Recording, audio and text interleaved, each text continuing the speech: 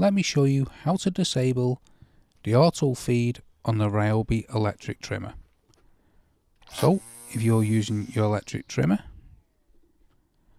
and you've noticed you're going through line very quickly, this is because the line is auto feeding and we want to disable it.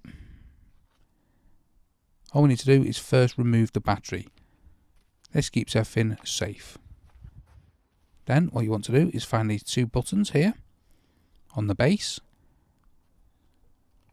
These release the cap, so press them both together and the cap starts coming up, as you can see.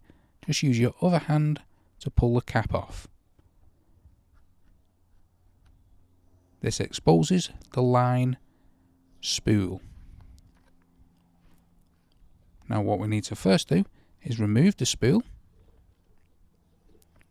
Then give yourself a little extra line. Once you've give yourself a little extra line, feed it through this little mechanism on the spool.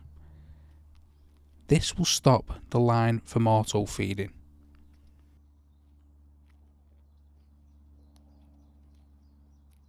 Then rethread the line through the hole on your string trimmer. Then put the line spool back onto your strimmer. You thread it on that little bar there. Make sure your line isn't trapped underneath. As you can see, like that. Now what this will do is stop the line from releasing.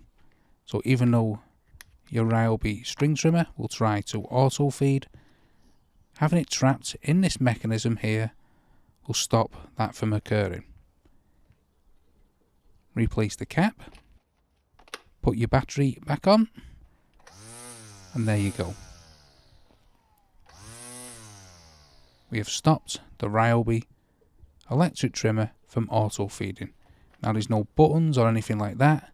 This is the only workaround how to disable the auto feed on your Ryobi trimmer. If you found this video helpful, smash the like, smash the subscribe, and thank you for watching.